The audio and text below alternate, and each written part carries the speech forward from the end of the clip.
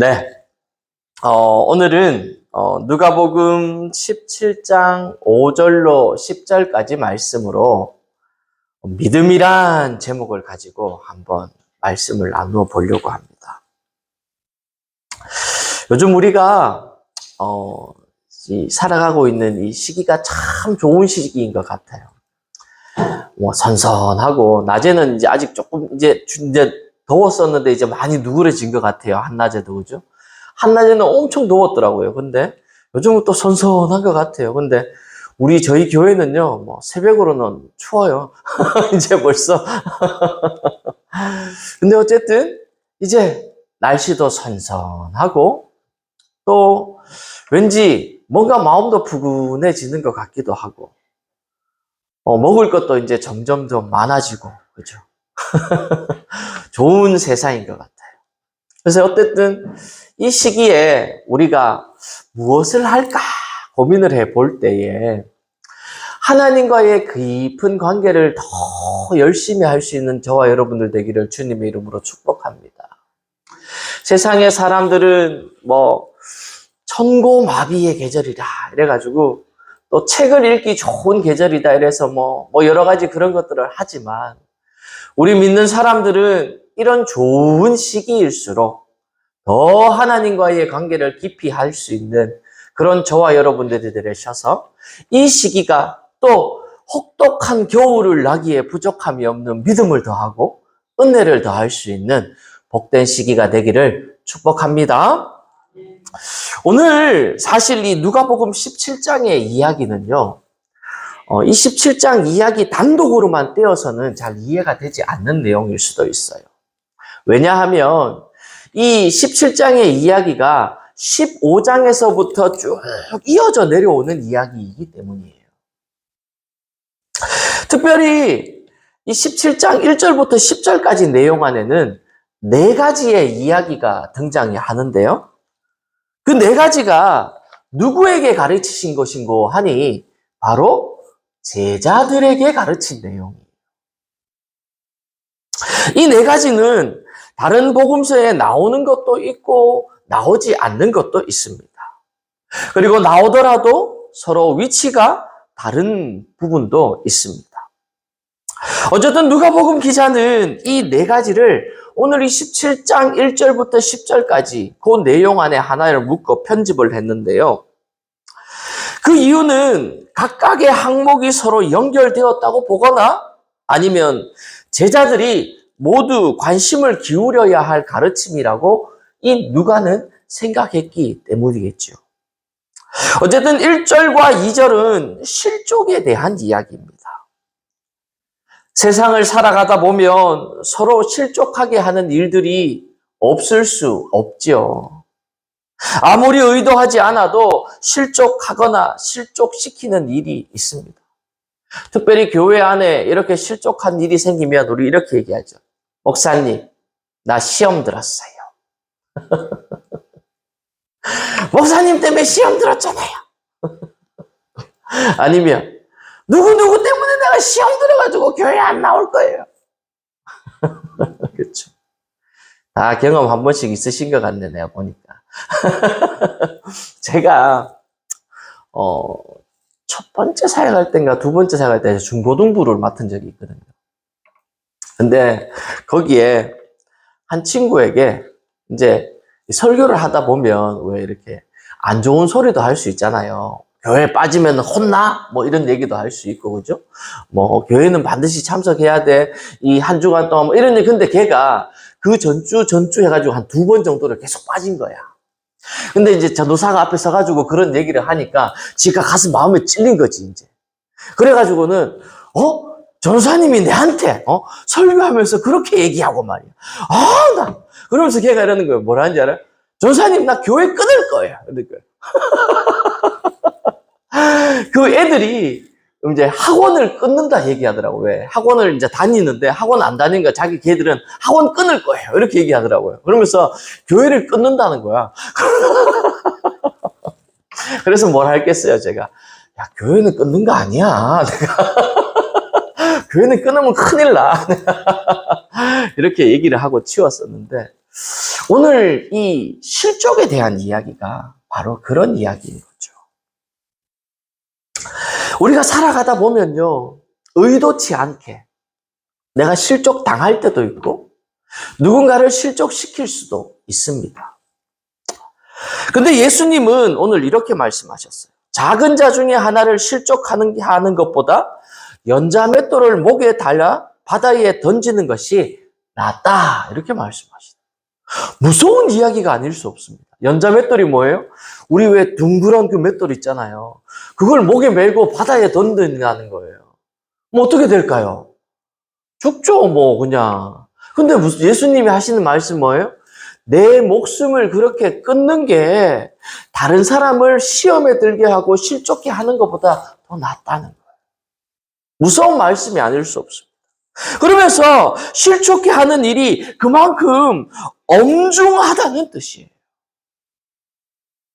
그러면서 3절, 4절에 용서에 대한 이야기가 나옵니다. 형제가 죄를 범하면 경고하고 회개하면 용서하라라는 말씀이에요. 그러면서 이렇게 얘기해요. 하루에 7번이라도 죄를 짓고 회개하면 그를 용서하라라는 겁니다. 하루에 7번 죄를 짓고 용서할 수 있을까요? 쉽지 않은 일인 것 같아요. 우리 현실에서는 거의 불가능한 이야기입니다. 사실요, 우리는 하루에 한 번 용서하는 것도 쉽지 않아요. 겉으로는 예, 알았어요 이렇게 얘기하지만 속으로는 어때요? 뭐 저런 게 다 있어. 나만 그러나요? 다 그럴 것 같은데 이상하게 나만 그렇게 생각. 근데 어때요? 사람을 입으로는 용서해도 마음으로 용서 안 하는 거죠. 그렇죠? 근데 하루에 7번이라도 용서하라 가르칩니다. 마태복음에는 심지어 어떻게 나와요? 7번씩 70번이라도 용서하라 나와요. 이거 용서의 중요성을 강조하는 가르침인 거죠. 예수님께서는 범죄한 형제에게 경고하고 그가 회개하면 하루에 7번이라도 용서하라 말합니다. 그리고 이제 우리가 오늘 읽은 겨자씨만한 믿음의 능력에 대해서 설명해 주시고 있습니다. 그러면서 예수님께서 제자들에게 말씀하시면서 우리 마음 속에 무엇을 가지고 있길 바라시는 걸까요? 오늘 이 이야기들을 통해서 주님이 우리에게 하시고 싶어 하는 이야기가 무엇이고 우리가 이 말씀을 통해서 무엇을 마음에 담고 살아내어야 할까요? 아마 이런 이야기일 것 같아요. 가족이나 이웃, 친구, 또 우리 믿음의 성도들이 실수를 하고 잘못하였을 때 우리는 어떻게 반응해야 할까라는 문제와 봉착하는 거죠. 예수님께서는 먼저 뭐 하라 하셔요? 경고하라 하십니다. 그리고 그가 회개하거든 하루에 7번이라도 용서하라고 명령하십니다.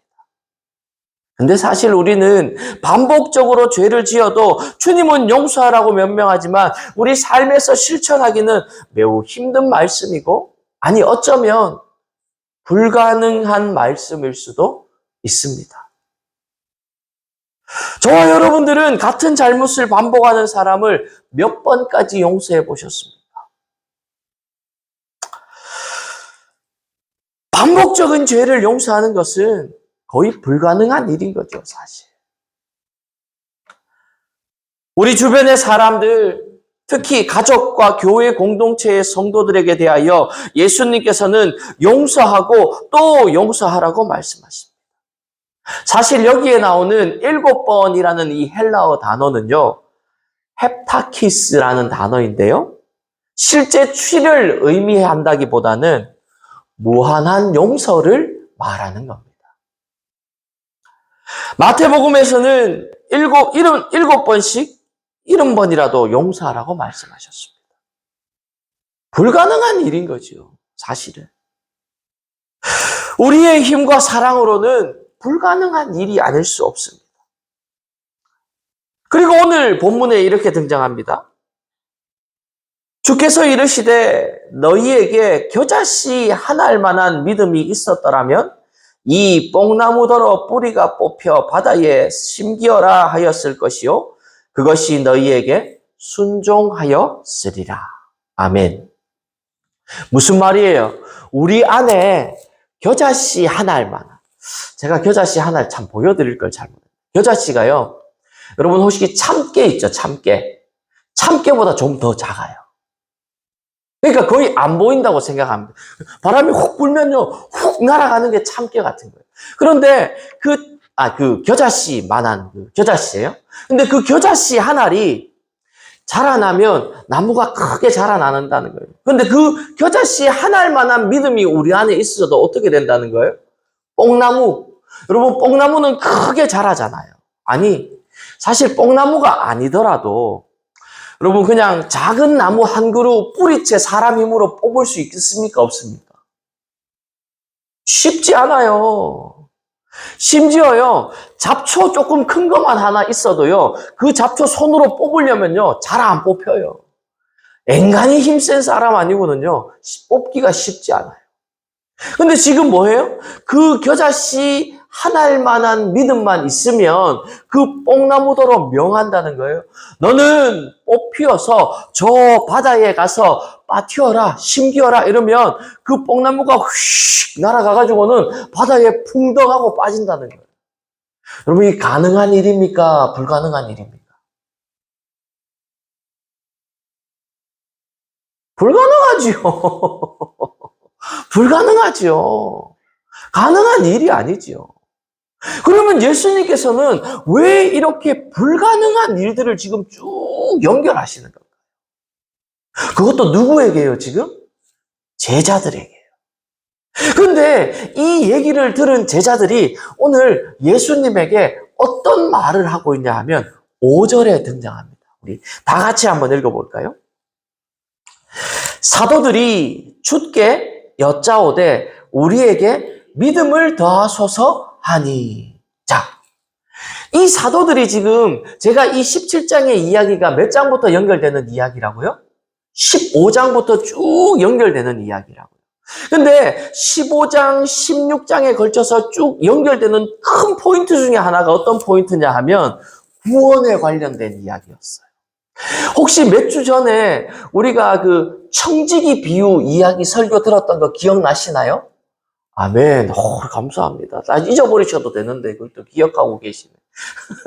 그 청지기 비유가요, 누가복음 16장에 등장했던 이야기예요. 근데 그 청지기 비유의 결론이 뭐였어요? 두 주인을 섬길 수 없다는 이야기였어요. 어떤 거였어요? 내가 돈과 하나님을 겸하여 섬길 수 없느니라. 그러면서 제가 여러분들에게 이렇게 말씀드렸어요. 이 선한 청지기의 비유의 핵심은 뭐라고요? 내 주인이 누구이냐?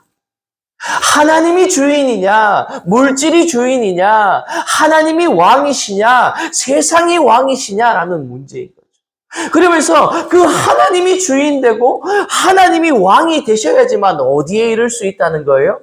구원에 이를 수 있다는 거예요. 그러면서 오늘 이 17장 이야기까지 쭉 연결되면서 지금 계속해서 하시고 있는 말씀이 뭐라는 거예요? 구원에 관련된 이야기를 하고 있다는 거예요. 그러자 제 생각에 아마 이 제자들이 덜컥 겁이 났던 것 같아요. 선한 청지기의 이 비유도 들어보고 그 뒤에 또 부자와 나사로 거지 이야기도 들어보고 또 갑자기 막 연자맷돌 이야기가 나오고 막 용서하는 이야기가 나오고 하니까 자기들에게는 그렇게 할 수 있을 만한 믿음이 없는 것 같은 거예요. 그러니까 예수님에게 주님, 우리에게 믿음을 더하여 주옵소서 이렇게 얘기했다. 그러자 주님이 또 생뚱맞게 어떤 이야기를 하셔요?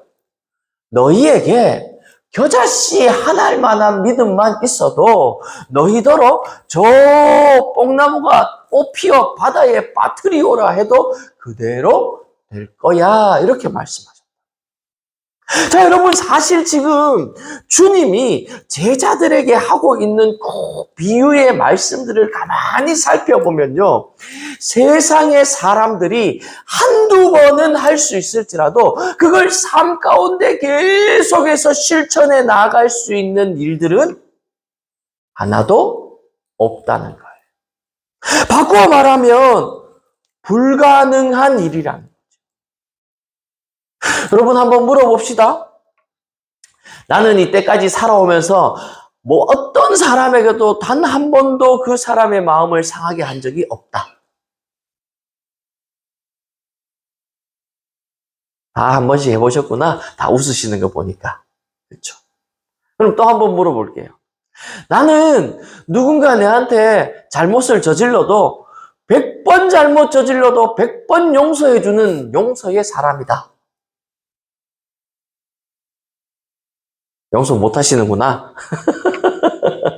자, 그럼 마지막으로 나는 믿음이 출중해서 아무나 뽑히어라 하면 걔가 싹 뽑힌다. 아무도 못 하죠. 예전에 제가 어떤 목사님한테 들은 이야기인데요. 한 목사님이 밤마다 산에 올라가서 산기도를 하셨대요. 그러면서 이 목사님이 나무 뿌리를 붙들고 막 이렇게 흔들면서 기도했대요. 그러면서 하루에 그 나무 뿌리를 한두 그루씩 뽑고 내려오신다는 거예요. 난 진짜인지 가짜인지 모르겠지만 가보지를 않아가지고. 근데 어쨌든 그 나무 뿌리를 막 흔들면서 기도하는데도 그 나무 뿌리가 좀채 쉽게 뽑히지 않는다는 거예요. 심지어 아름드리만한 이런 나무 뿌리 사람 힘으로 뽑을 수 있을까요? 삼손도 못할 거예요. 아마 잘. 요즘 우리가 사사기 이제 수요일 성경 공부할 때 삼손 공부 처음으로 지난 시간에 들어가서 삼손이 살았던 시대의 배경과 또 그런 이야기가 나오게 된 것들에 대해서 조금 공부했는데 자꾸 말이 딴 데로 가네요. 어쨌든 그런 나무 뿌리 하나 뽑기가 사람 힘이 직접 뽑아도 쉽지 않다는 거예요. 그런데 오늘 주님께서는 지금 계속해서 할 수 없는 일들, 불가능한 일들을 계속해서 말씀하고 계신다는 거예요. 나의 의지와 능력으로는 불가능한 일들, 나 자신을 믿는 믿음으로는 불가능한 일들을 계속해서 말씀하고 있다는 거예요. 지금 예수님이 제자들에게 하시고자 하는 요지의 포인트는 이거예요. 오늘 제자들이 주님에게 이렇게 말씀하셨어요. 사도들이 주께 여짜오되 우리에게 믿음을 더하소서 하니. 자, 제자들이 생각하는 이 믿음과 예수님이 말씀하시는 믿음이 다른 거라는 거예요. 제자는 이런 거죠. 내가 지금 주님 보니까 뭐 손만 얹으면 병든 자도 낫고 귀신도 내어 쫓기고 심지어 죽은 자를 나 살아야 나오너라 했더니 살아 나오는 이런 역사들을 막 일으키는 거예요. 이게 바로 이 제자들이 바라봤을 때 믿음으로 보였다는 거죠. 여러분, 믿음으로 한 게 맞습니까? 맞죠. 그런데 예수님의 믿음은 전 다른 믿음이었다는 거예요. 예수님의 믿음 밑바닥에는요, 먼저 뭐가 있었어요? 그 일을 이루고, 그 일을 성취하고, 그 일을 뭔가 해내고자 하는 마음보다도 그 바라봄의 대상을 불쌍히 여기는 그 믿음의 마음이 먼저 있었다는 거예요. 마음이 가난한 자는, 심령이 가난한 자는, 화평케 하는 자는, 애통하는 자는, 온유한 자는, 긍휼히 여기는 자는, 마태복음 5장에 나오는 산상수훈의 팔복의 내용이 그 믿음의 기초가 되어야 한다는 것을 예수님은 이미 산상수훈에서 다 말씀해 주셨음에도 불구하고 제자들은 먼저 그 모든 것들은 싸그리 잊어버리고 뭐만 바라보고 있는 거예요? 병 고침만 바라보고 있는 거예요. 귀신을 내어 쫓는 것만 바라보고 있는 거예요. 뭐만 바라보고 있는 거예요? 죽은 자가 살아난 것만 바라보는 거예요. 뭐만 바라보는 거예요? 떡 5개와 물고기 2마리로 장정만 5,000명을 먹이고 남은 그 일을 바라보고 있는 거예요. 그러니 이 사람들은 어때요? 예수님께서 예루살렘에 들어가셔서 십자가에 달리시기 전까지 예수님 뒤따라가면서 뭐만 얘기해요? 야, 네가 주님 좌편에 앉을 거야. 내가 주님 우편에 앉을 거야. 응? 야, 네가 1등 할래? 내가 2등 할까? 계속해서 자리 다툼의 싸움만 했던 사람들이 바로 이 제자들이었다. 그런데 오늘 예수님께서는 그런 불가능한 일들이 가능하다 말씀하고 계셔요. 어디에요? 오늘 18장 27절에 보면 이렇게 말씀하셔요. 한 장만 넘기면요, 18장 나오고 그 뒤에 27절에 보면 이렇게 말씀합니다. 우리 한 목소리로 다 같이 한번 읽어볼까요? 자, 시작! 이르시되 무릇 사람이 할 수 없는 것은 하나님은 할 수 있느니라. 아멘. 사람은요, 용서할 수 없다는 거예요. 사람은요, 귀신 내쫓고 이런 거 쉽지 않다는 거예요. 사람은요, 뽕나무도로 들이워서 저 바다에 빠치우라 하는 일을 할 수 없다는 거예요. 사람은요, 무엇보다도 구원에 이르는 믿음을 가질 수가 없는 존재라는 거예요. 하지만 누구는 할 수 있다는 거예요? 하나님은 하실 수 있다는 거예요. 사랑하는 성도 여러분, 오늘 우리 예수님께서 우리에게 말씀하시고자 하는 것도 마찬가지입니다. 우리가 예수 그리스도를 믿고 이 기독교를 접하고 교회에 다니다 보면요, 많은 힘든 일도 있고 어려운 일도 있지만 많은 좋은 일도 생기고 기쁨의 일도 생깁니다. 특별히 막 우리 하나 간증쯤은 다 가지고 있잖아요. 병이 갑자기 나은 일들, 문제가 해결된 일들. 제가 봄에 신방 다녀보니까요, 집집마다 가서 저한테 이런저런 말씀들을 해주시는데 간증 하나 안 하시는 분들 없더라고요. 아이고, 그때 이래가지고 이랬는데요, 그게 하나님 은혜였던 것 같아요. 하나님 은혜가 아니고는 그런 일이 일어날 수가 없어요. 전부 다 저한테 그런 이야기 하나 둘 주면 다 말씀하시더라고요. 왜 안 했던 것처럼 그렇게 다 앉아있어요? 다 해놓고는. 그렇죠? 근데 중요한 건 뭐예요? 그런 체험이, 그런 은혜가 경험했음에도 불구하고 지금 우리의 삶은 어떠냐는 거예요. 그런 일이 쌓이면 내 믿음이 날로 좋아져야 될 거 아니에요. 날로 주님과 더 가까운 삶을 살아야 될 거 아니에요. 주님과 더 동행하는 삶을 살아야 되잖아요. 더 성령이 충만해지는 인생이 되어야지요. 근데 한번 물어봅시다. 그때 은혜 받았을 때하고 지금하고 언제가 더 은혜가 충만합니까? 왜 대답을 안 해요? 아마 비슷할 거예요. 큰 차이 없을 거예요. 근데 중요한 건 뭐예요?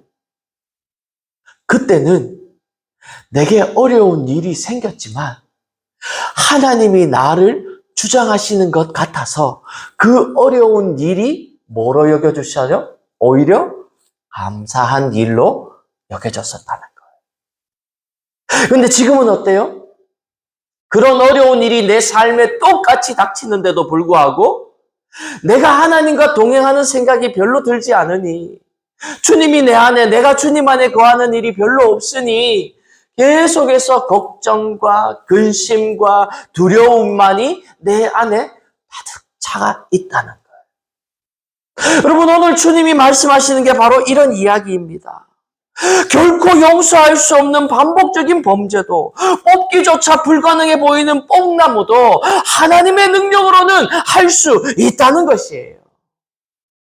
하나님께서 사람의 마음을 변하실 것이라는 사실을 믿고 계속해서 용서하다 보면 용서할 수 있게 된다. 나는 할 수 없지만 하나님은 할 수 있느니라. 아멘. 나는 용서할 수 없지만, 나는 이 고난을 견딜 수 없지만, 나는 뽕나무도로 뽑혀서 하라 할 수 없지만, 하나님께서는 그 사람을 분명히 그리고 완전히 변화시켜서 그 사람이 어떤 사람으로 실제로는 되지 않는다 할지라도 그 되게 믿는 믿음을 가진 사람으로 변화시켜 주신다는 말씀이 되는 줄 믿습니다. 이런 믿음의 사람이 어떻게 되는 거예요? 그 사람에게는 어떠한 일이 닥쳐온다 할지라도 뽕나무가 매일매일 뽑히는 삶을 살아가는 거예요. 그 사람에게는 용서하지 못할 어떠한 일들이 닥쳐온다 해도 기쁨과 감사함으로 거뜬히 용서할 수 있는 사람이 된다는 거예요. 이런 분은, 이런 사람이 살아가는 인생을 찬송가는 이렇게 하죠. 내 주 예수 모신 곳이 그 어디나 하늘나라 할렐루야 찬양하세 내 모든 죄 사함받고 주 예수와 동행하니 그 어디나 하늘나라. 믿음을 가진 사람, 주님과 동행하는 사람은 초막에 살더라도, 궁궐에 살더라도 내 주 예수 모신 그 어느 것이 다 하늘나라가 된다는 거예요. 여러분, 하늘나라를 살아가고 있는 사람이 뭐가 아쉽겠어요? 예를 한번 들어봅시다. 여러분, 이런 얘기가 있더라고요. 어떤 한 분이요, 허름한 옷을 입고 길거리를 걸어가고 있었어요. 그런데 마주 오는 곳에서 머리부터 발끝까지 명품으로 싹 도배를 한 분이 같이 걸어오고 있었어요. 그런데 그 허름한 옷을 입은 사람은 얼굴이 왠지 편안해 보이고 여유가 있어 보이고, 명품으로 도배를 한 사람은 왠지 얼굴에 수심도 있는 것 같고 왠지 근심과 걱정이 있는 것 같아 보이는 거예요. 그래서 그 모습을 가만히 지켜보던 사람이 저 두 사람에게는 어떤 그게 있을까 하고 쫓아가서 물어보았다고 합니다. 먼저는 명품으로 도배한 사람에게 가서 물어보았어요. 이렇게 물어봤죠. 아, 선생님, 제가 뭐 하나 여쭤봐도 될까요? 선생님, 제가 보니까 머리부터 발끝까지 이렇게 비싼 옷으로 쫙 신발로, 시계로, 안경으로 다 이렇게 하고 계신데 선생님 근데 얼굴은 그렇지 못해 보이시네요. 왜 그러세요? 이렇게 물었어요. 그러자 그분이 이렇게 얘기하는 거예요. 선생님, 제 외모를 잘 보셨네요. 그런데요, 제 마음은 지금 편치 못해요. 왜냐하면 제가 사업을 하다가 내일 당장 막아야 될 어음이 있기 때문에 그래요. 이러는 거예요. 근데 두 번째 분에게 이제 허름한 옷을 입었는데 얼굴은 여유가 있고 평안해 보는 사람에게 이렇게 물었어요. 선생님, 제가 외람되지만 질문 하나 드리겠습니다. 선생님을 보니 뭐 옷도 별로 좋지도 않고 옷도 뭐 신발도 거의 해진 그런 걸 신고 다니시는데 선생님 얼굴을 보니 평안해 보이시고 여유가 있어 보이네요. 어떻게 그렇습니까? 하고 물었어요. 그런데 알고 봤더니요, 이 명품으로 도배했던 사람은 회사의 사장이었고 허름한 옷을 입었던 사람은 재벌의 회장이었던 거예요. 이분에게는요, 이미 돈이 아닌 거죠, 그냥. 있어도 그만, 없어도 그만인 거예요. 왜? 뭐 너무 많으니까. 근데 사장은 돈은 많지만 없으면 안 되는 게 그 돈인 거예요. 사랑하는 성도 여러분, 내가 너무 많은 것을 가지고 있을 때 어때요? 마음이 넉넉해지는 거예요. 그렇죠? 근데 내가 뭔가 결핍하다고 느끼고 더 필요하다고 느끼는 순간 우리의 손과 발은 어때요? 오그라들기 시작하죠. 움켜쥐기 시작합니다. 하지만 내가 넉넉하고 내가 많은 것을 가졌을 때는 어때요? 나누어 줄 수 있고 마음껏 베풀어 줄 수 있는 게 우리 인간이죠. 여러분, 우리도 마찬가지인 것 같아요. 내가 시간이 많을 때 누군가 나에게 뭔가를 부탁하면요, 너무 아무 그거 없이 도와줍니다. 근데 내가 급해. 막 뭔가를 해야 돼. 근데 누가 내한테 뭔가 말을 하면 어때요? 잘 들어줍니까? 잘 안 들어주죠. 오히려 버럭 화를 낼 수도 있을 거예요. 여러분, 이게 바로 우리 가진 것과 못 가진 것의 차이랍니다. 사랑하는 성도 여러분, 오늘 주님이 말씀하시고자 하는 게 바로 이거예요. 너희들에게 그 믿음, 겨자씨 하나일 만한 작은 믿음, 이 믿음은 어떤 믿음일까요? 하나님이 나를 창조하셨다는, 하나님이 나의 창조주이심을 고백하는 믿음이에요. 이 믿음은요, 주님께서 나를 너무 사랑하셔서 죽을 수밖에 없었던 나를 위해 예수 그리스도를 이 땅에 보내어 주시고, 그 예수 그리스도가 나를 위해 십자가에 죽으시고 나의 모든 죄를 사하셨을 뿐만 아니라 그 죽음 이후에 3일 만에 부활하셔서 나를 위해 지금 하나님 보좌 우편에서 내 기도를 들어해 주시고 계시는 분이 예수 그리스도라는 믿는 믿음을 하는 믿음이에요.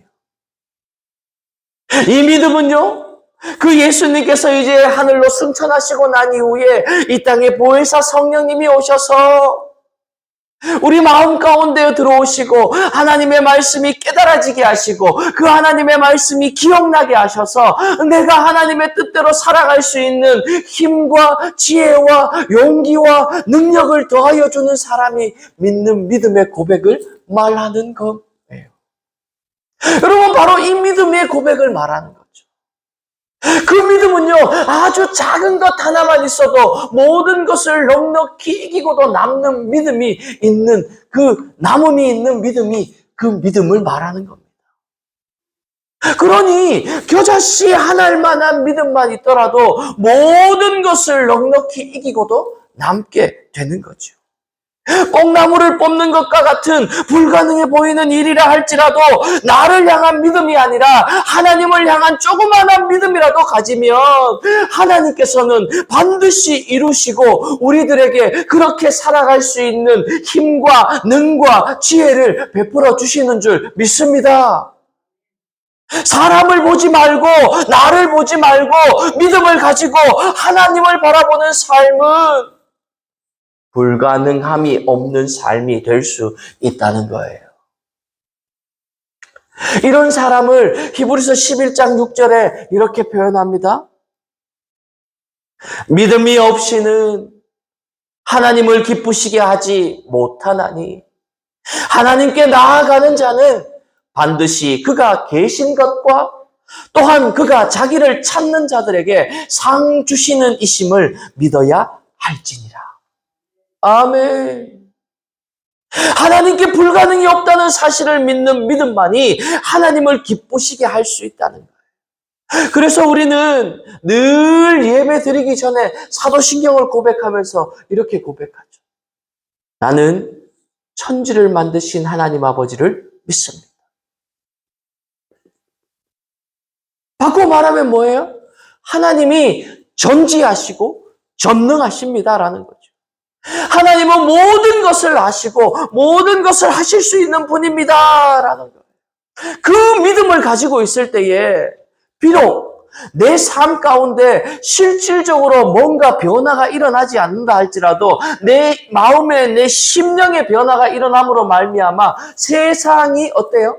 달라 보이기 시작하는 거죠. 내 옆에 있는 사람이 어제는 그렇게 나를 괴롭히던 사람인데 오늘은 어때요? 나를 한 단계 더 믿음을 업그레이드 시켜주기 위해 하나님이 붙여준 사람으로 생각하기에 그 사람을 인하여 어떻게 할 수 있어요? 감사할 수 있게 되는 거예요. 여러분, 하나님께 불가능이 없다는 사실을 믿는 믿음만이 하나님을 기쁘시게 할 수 있어요. 그래서 우리는 어떻게 해야 돼요? 하나님을 향한 믿음을 가져야 한다는 거예요. 오늘 예수님께서 하시고자 하시는 말씀이 바로 그 말씀이에요. 천지의 창조주이신 하나님께서 불가능이 없음을 기억하고 믿음을 가질 수 있게 되기를 주님의 이름으로 축복합니다. 그런데 예수님이 마지막에 그러면 그런 믿음을 가진 사람은 어떤 태도로 살아가는가에 대한 이야기가 바로 끝에 등장하는 무익한 종에 대한 이야기라는 거예요. 여러분, 그런 믿음을 가진 사람을 오늘 예수님이 뭐라고 표현해요? 한 주인의 집에 있는 종과 같은 사람이라. 자, 여러분, 종이라는 사람은요, 주인이 시키면 시키는 대로 해야 되는 사람이에요. 제가 한번 언젠가 말씀드렸습니다. 이 시대의 종은요, 사람이 아니었다고요. 뭐와 같았다고요? 가축과 같은 존재였어요. 아니, 어떻게 생각하면 이 물장과 같은 존재가 바로 이 종된 신분, 노예의 신분의 사람이었어요. 근데 그 종이 하루는 밭에서 열심히 일을 하고 왔어요. 온 아침부터 저녁까지. 근데 집에 들어와가지고는 이제 씻고 나도 밥 좀 먹고 쉬어야 되겠다 하고 있는데 주인이 부르는 거예요. 그러고는 그 주인이 어떻게 해요? 야, 나 지금 밥 배고프니까 밥 좀 차려가서 가지고 와. 여러분 같으면 어떡하겠어요? 뭐라고? 내가 지금 하루 종일 일하고 왔는데 지는 집에서 하루 종일 놀면서 내한테 지금 밥까지 차려오라고? 그러면서 또 뭐라고 해요? 오늘 8절에 보니까 먹을 것을 준비하고 띠를 띠고 내가 먹고 마시는 동안에 수종 들고 뭐 하라는 거예요? 옆에서 행주나 뭐 이런 거 수건 하나 옆에 탁 들고 흘리면 닦아주고 필요한 물 하면 물 갖다 주고 젓가락 하면 젓가락 갖다 주고 수종까지 들으라는 거예요. 여러분, 이게 뭐의 모습이라는 거예요? 종의 모습이라는 거예요. 근데 우리 이렇게 할 수 있을까요? 아마 신경질 버럭 낼걸요. 집 뛰쳐나갈걸요. 우리가 뭐가 아니라서 그런 거예요? 종이 아니라서 그런 거예요. 내가 종이라고 생각하고 있지만 나는 종이 아니라 사람이라고 생각하는 거예요. 대등한 존재라고 생각하는 거예요. 아니, 어쩌면 하나님을 하나님답게 여기지 못하고 하나님을 때로는 뭘로 취급하는 거예요? 오늘 본문에 등장한 제자들이 아마 그런 마음을 가지고 있었어요. 예수의 이름으로 명하면 병이 낫고, 예수의 이름으로 명하면 귀신이 쫓겨나가고, 예수의 이름으로 명하면 죽은 자가 살아나고, 예수의 이름으로 축사하면 떡 5개와 물고기 2마리가 장정을 5,000명이나 먹이고도 12광줄이나 남는 그런 역사를 일으키는 것. 바꿔 말하면 뭐예요? 예수의 이름이 마치 도깨비 방망이 같은 것. 여러분, 우리의 삶은 혹시 그렇지 않습니까?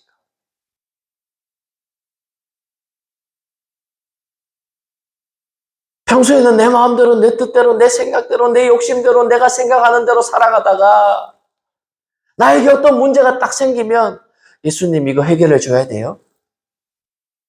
근데 이게 그냥도 안 해요.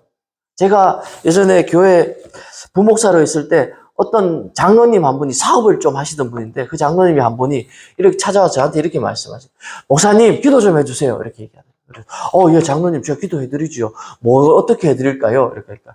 목사님, 제가 사실은요, 이제 며칠 있으면 결제가 이렇게 결제돼야 되고요. 돈이 얼마가 들어와야 되고요. 그게 기결제가 이렇게 되고 나면 앞으로 일이 이렇게 진행이 되고 이렇게 되고 나면 일이 이렇게 딱 될 수 있어요. 목사님, 그렇게 될 수 있도록 기도해 주세요.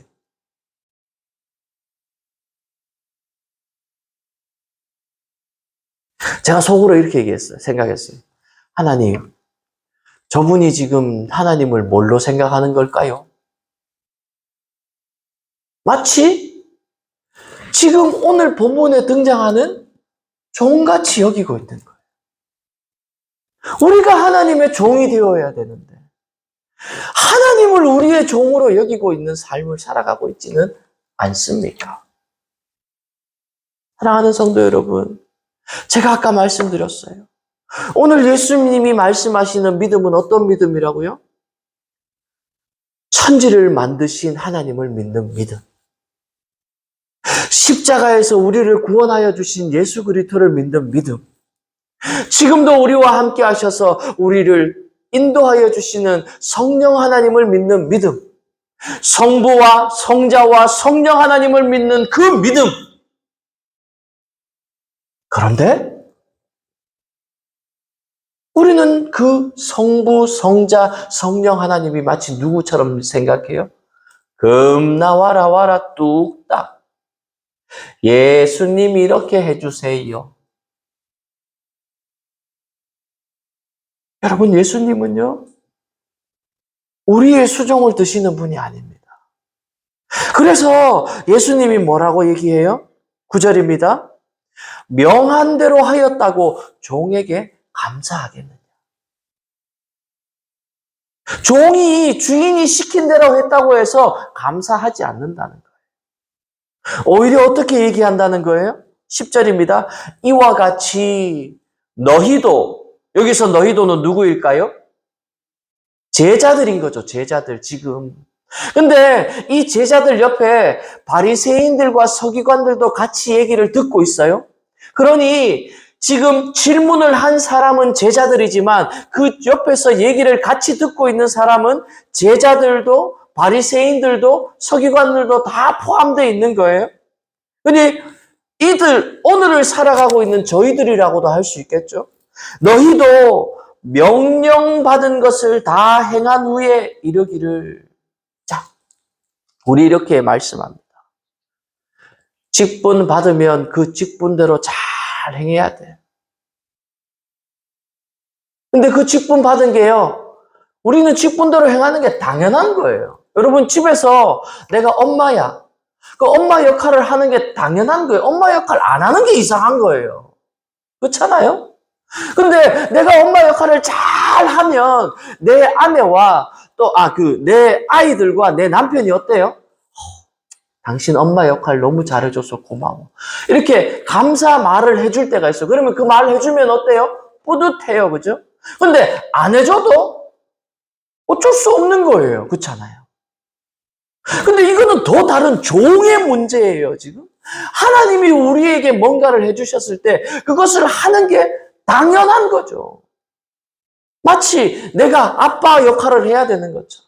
힘들고 어려워도. 그리고 그 아빠 역할을 했다고 해서요, 자녀들이요, 아빠 너무 감사합니다. 이번 달도 고생을 하셔가지고 한 달 동안 돈을 많이 벌어 오셨군요. 아버지 돈 덕분에 제가 학교도 다닐 수 있고요, 먹을 수 있고요, 잘 수 있고요. 너무 감사합니다. 제가 최선을 다해 살겠습니다. 이런 아들이 어디 있겠어요? 근데 그 아이가 그저 잘 자라주는 것만으로도, 그저 자기의 자리에서 위치를 지켜주는 것만으로도 아빠는 어때요? 고맙고 감사한 거죠. 엇나가지 않는 것만으로도, 나쁜 행동하지 않는 것만으로도, 건강한 것만으로도 감사한 거예요. 그래서 우리는 어떻게 해야 한다는 거예요? 이르기를 우리는 무익한 종이라. 우리가 하여야 할 일을 한 것뿐이라 할지니라. 아멘. 사랑하는 성도 여러분, 세상에서 가장 존경받는 사람이 누구일까요?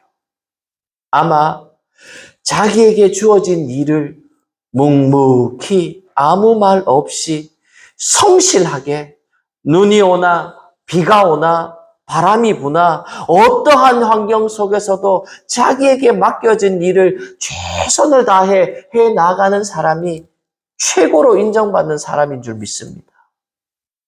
여러분, 바로 그런 거지요. 내가 아빠 일을 잘했다고 자녀한테 가가지고, 야, 아빠가 너희들한테 이렇게까지 해줬는데 너 왜 나 아빠 대접 안 해줘? 너 왜 나 엄마 대접 안 해줘? 제가 목사라고 여러분들한테 설교를 이렇게 막 열심히 준비해서 이렇게 설교 막 했어요. 근데 내가 여러분들한테 왜 제가 이렇게 했는데, 설교를 이렇게 했는데 안 변해요?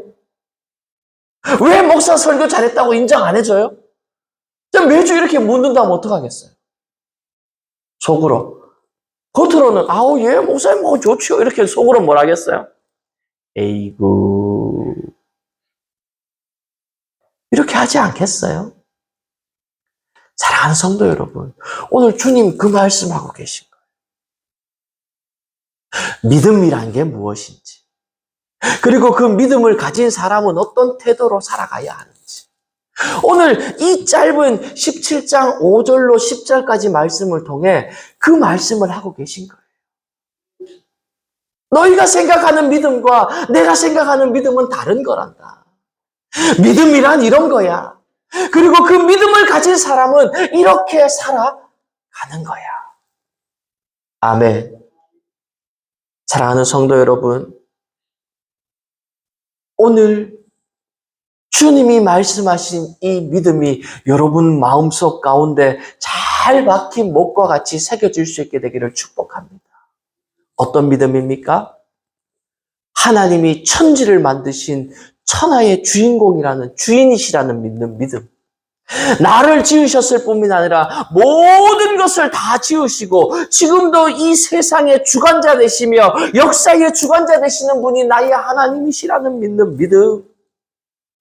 그리고 그 하나님이 나를 사랑하셔서 나를 위해 십자가에 예수를 보내어 주시고 나를 위해 십자가에 죽으시고 3일 만에 부활하시고 지금도 하나님 보좌 우편에서 나를 위해 기도하고 계시며 내가 갈 곳을 준비하고 계신다는 믿는 믿음. 그리고 그 예수님께서 승천하시고 난 이후에 보혜사 성령님이 이 땅에 오셔서 세상에 있는 모든 믿는 자들의 마음 가운데 임재하여 주시고 그 가운데 하나님의 말씀이 기억나게 하시고 깨달아지게 하시고 그 말씀대로 살 수 있는 힘과 능과 지혜와 능력을 더하여 주심을 믿는 믿음. 여러분, 내가 그 믿음을 가져야 성부 하나님, 성자 하나님, 성령 하나님을 믿는 믿음입니다. 그 믿음이 있을 때에 겨자씨 하나일 만한 믿음만 있다 할지라도 내가 모든 것을 할 수 있는 믿음의 사람이 될 줄 믿습니다. 예수님이 말씀하신 무릇 사람이 할 수 없는 것을 하나님은 하실 수 있느니라. 사도 바울도 똑같은 믿음의 고백을 합니다. 내게 능력 주시는 자 안에서 내가 모든 것을 할 수 있느니라. 모든 것을 할 수 있는데 언제요? 내게 능력 주시는 자 안에 있을 때에. 아멘입니까? 사랑하는 성도 여러분, 오늘 예수님 이 말씀하고 계신 거예요. 그리고 그런 믿음을 가진 사람은 병든 자를 고치고 귀신 들린 자를 내쫓고 못 먹는 사람들을 먹이는 그 일을 너무 중요하지만 그 일을 함에 있어서 으쓱해지면 안 된다는 거예요. 어떻게 해야 한다는 거예요? 나는 무익한 종입니다 라는 마음가짐으로 하루하루를 살아가야 한다. 그 대표적인 분이 누구예요? 우리 예수님이시잖아요. 누구예요? 사도 바울이에요. 누구예요? 우리 믿음의 선배들의 모습이었어요. 말씀을 맺습니다. 사랑하는 성도 여러분, 믿음이 무엇인지를 기억하십시오. 그저 믿습니다! 이게 믿음이 아니에요. 무엇을 믿느냐가 정말 중요합니다. 그리고 어떻게 믿느냐도 정말 중요합니다. 무엇을 믿습니까? 성부, 성자, 성령 하나님을 믿는 믿음이에요. 어떻게 믿습니까? 내가 무익한 종과 같은 모습이라는 마음과 자세로 믿는 거예요. 그게 바로 믿음의 마음가짐이고 그게 바로 믿음의 자세이며 내가 어디로 가야 하고 언제 무엇을 하고 있고 앞으로 어떻게 가야 되는가 그런 찬송가의 고백을 할 수 있는 그런 믿음의 사람이 되는 거죠. 사랑하는 성도 여러분, 할 수만 있으면 그런 믿음의 소유자들이 되기를 축복합니다. 그렇게 될 때에 아까 그런 찬송가를 부를 수 있는 것입니다. 우리 이 시간 한번 오늘 주신 말씀 가지고 기도합시다. 하나님, 내가 올바른 믿음을 가질 수 있게 도와주옵소서. 하나님, 내가 올바른 삶의 태도로 살아갈 수 있도록 도와주옵소서. 그래서 내가 참으로 바른 믿음의 사람이 되어져서 하나님을 기쁘시게 할 뿐만 아니라 많은 사람들에게 살아계신 하나님을 증거하고 예수님의 이름을 전하고 성령 하나님의 영광을 드러내는 힘있고 능력 있는 믿음의 사람이 내가 될 수 있도록 주님 도와주옵소서. 우리 시간 한번 다 같이 기도하겠습니다. 거룩하신 하나님 감사합니다. 오늘도 귀한 말씀으로 저희들에게 믿음이 무엇인지를 알려주시니 감사합니다. 보여지는 것이 믿음이 아니라 하나님을 믿는 것이 참된 믿음을 깨닫게 하여 주시니 감사합니다. 성부 하나님, 성자 하나님, 성령 하나님을 믿는 믿음이 내 안에 늘 충만하게 하여 주옵소서. 그리고 그 믿음의 사람이 살아가는 태도는 나는 무익한 종입니다 라는 태도로 살아가야 한다는 것을 깨달았사오니 주님, 우리의 마음 가운데 이러한 마음으로, 이러한 태도로, 이러한 생각으로 살아가게 하여